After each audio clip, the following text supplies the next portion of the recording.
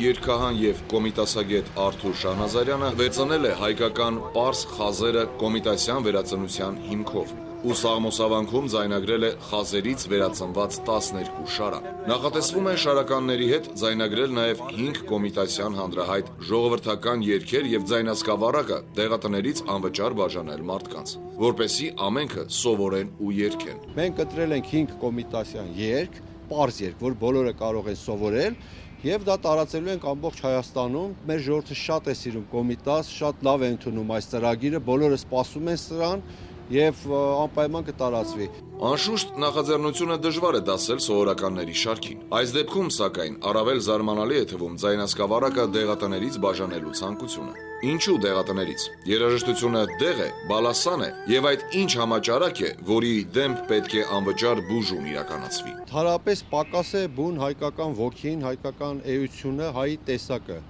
Մենք երգի միջոցով ենք հաղորդում դա։ Մեր հազարամյա մշակույթը երգի միջոցով, երգի լեզվով ենք ժողովրդին փոխանցում, որովհետև երգի լեզուն ամենամատչելի լեզուն է։ Իդեպ հիշենք, որ հայ ժողովուրդը Նարեկացու Մատյանին վերագրել է բուժիչ հատկություն, եւ դարեր շարունակ այն ընթերցել է հիվանդների համար։ Անգամ գրինչ տիրապետող մարդիկ այն դրել են հիվանդի բարձի տակ, հավատալով Մատյանի բուժիչ զորությանը։ Ինչ վերաբերվում է կոմիտասին, ապա նա մի անգամ արդեն բուժել է մեր խաթարված ինքնությունն ու ինքնագիտակցությունը։ Կոմիտասը մեր բերանից կտրել է աղավաղված օտարահունչ մեղեդին եւ մաքրելով ու հայկականությունը վերականգնելով վերադարձրել է մեզ։ Նա ինքը ստեղծել է երաժշտություն, որի միջոցով հայ մարդը ճանաչել է իրեն, իր հոգին, իր ապրումները, իր կյանքը։ Իսկ միթե այսօրվա իրողությունները կրկին կանգնեցրել են մեզ կոմիտասի օգնությանը դիմելու անհրաժեշտության առջև։ Կոմիտասից առաջ պատմության խավար ու խուլ քարուղիներում, սեփական երկրում, բայց օտարի պետության մեջ հայ մարդը չուներ ազգայնորեն ինքնակազմակերպվելու,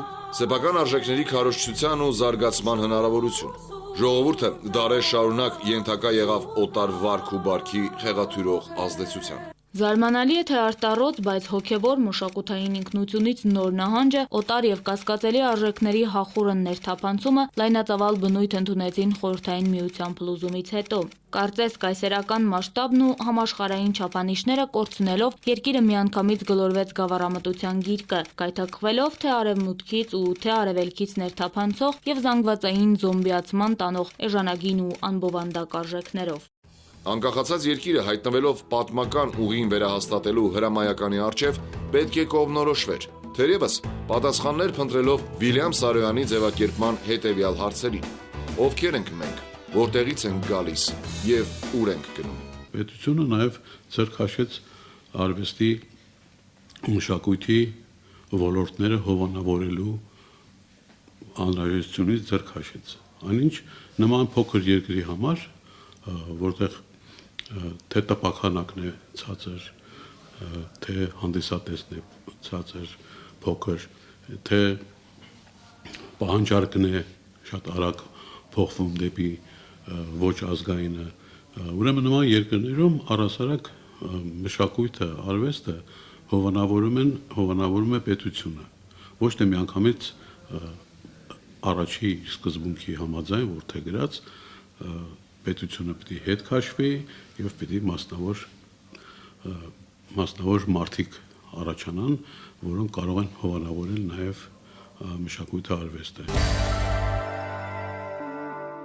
Ողբերգական 1915 թվականին, երբ կասկածի տակ էր ազգի գոյության խնդիրը, մի խումբ հայ մտավորականների նախաձեռնությամբ եւ ռուս գրող Վալերի Բրյուսովի ղեկավարությամբ կազմվեց եւ ռուսերեն լեզվով լույս ընծայվեց հայկական պոեզիայի անթոլոգիան։ Արժեքավոր գրքի առաջաբանում ռուս մտավորականը բնորոշում է մեր երկրի տեղը համաշխարհային քաղաքակրթության խճանկարում, նրբորեն նկատելով, որ Հայաստանը արևմուտքի դարպասն է արևելքի համար եւ արևելքի դարպասն է արևմուտքի համար։ Այս ուշագրավ դատողությունը ոչ այնքան աշխարհագրական մատնանշում է, որքան որ լուսաբանում է հայ մարդու հոգեկերտվածքն ու նրա ստեղծած մշակույթը։ Ըստ Բրյուսովի, հայ մշակույթի մեջ դրսևորվում է արևելքի զգացմունքայնությունը, ջերմությունն ու գունեղությունը, առանց հասնելու վերջինիս մելամողզոտությանն ու քաղցրածոր գեղգեղանքին եւ միաժամանակ ներառում է արևմուտքի ռացիոնալիզմը, առանց վերջինիս անզգացմունք ու չոր գործնականությանը։ Ունկնդրելով եւ ակնդրելով դարավոր հայ մշակույթն իր գունեղ, տաք, միաժամանակ զուսպ ու հստակ ձևերի մեջ,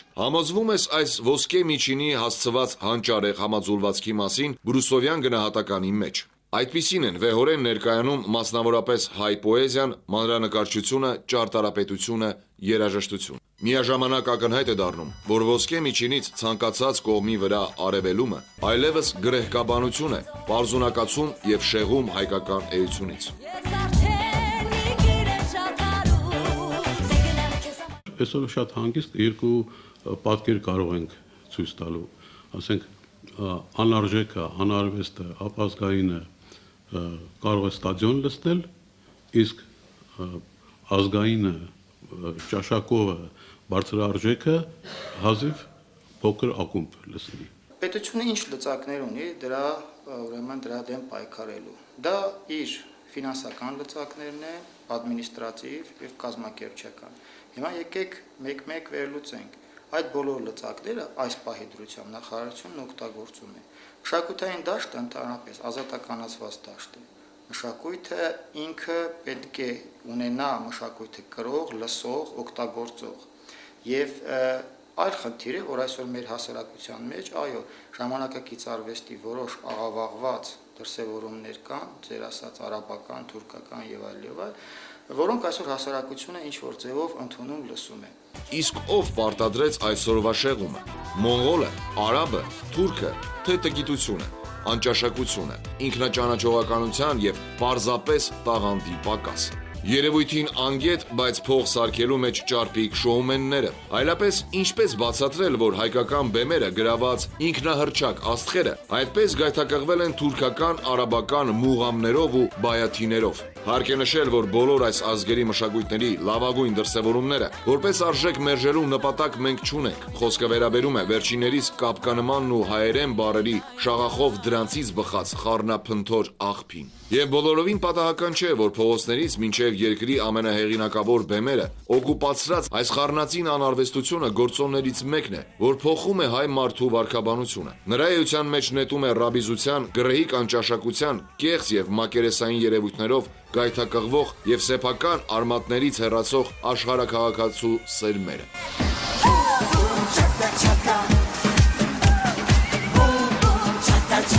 Կարելի է ասել, թե այս գործընթացում պետությունն իր դերը չի տեսնում, եթե շատ փաստեր չվկայեին հակառակի մեջ։ Տպավորություն է ձևավորվում, որ հենց այս ամենի առաջ կանաչ լույս վառելն է դիտվում պետության գործը։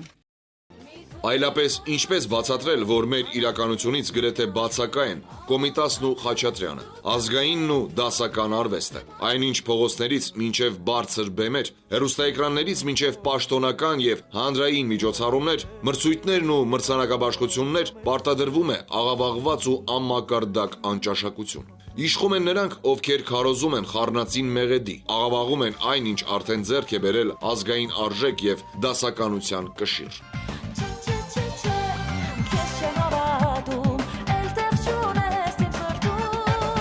Չունենալով ոչ գրագիտություն եւ ոչ էլ տաղանդ, նրանք հորինում ու հանրությանը պարտադրում են այսպես կոչված սեփական ստեղծագործությունները։ Ցավոք հաճախ վերջիններիս փաստաբանների դերում հանդես են գալիս մշակույթի կայացած ու փորձառու գործիչներ, ովքեր ստանձնում են ինքնահռչակ աստղերի փառաբանության գործը եւ ամեն մի անարվեստ կապկում ու աղավաղում ներկայացնում են որպես յուրատեսակ մեկնաբանություն։ Ինչ է անում պետությունը, ինչ է անում նախարարությունը։ Բազմաթիվ բազմաբնույթ ծրագրեր կան այդ ուղղությամբ։ Սկսած ենթադրենք պետության կողմից ազգային նվագարանների պետպատվեր ծրագիրը, որը բոլոր դպրոցներում ազգային նվագարանների ուսուցումը անվճար է։ Մեր մշակութային պետական բոլոր կազմակերպությունները իրենց ծրագրերում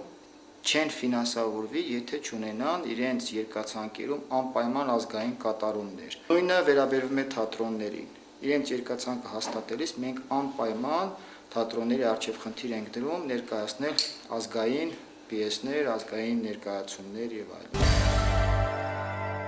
Պաշտոնական գրաքննության հետ մեզանում անհետացավ նաև ներքին գրաքննիչը։ Նույն է թե պատասխանատվության ու չափանիշի թելադրանքը։ Ամեն ինչ դարձավ կարելի, բայց այդ կարելիի արժեքի անաչառ գնահատումից։ Հանուն նույն անաչառության պետք է արձանագրել, որ երևույթը իհարկե միայն երաժշտարվեստի բնագավառին չի վերաբերում, այլ ընդգրկել է մշակույթի բոլոր բնագավառները եւ մեր ողջ կյանքը։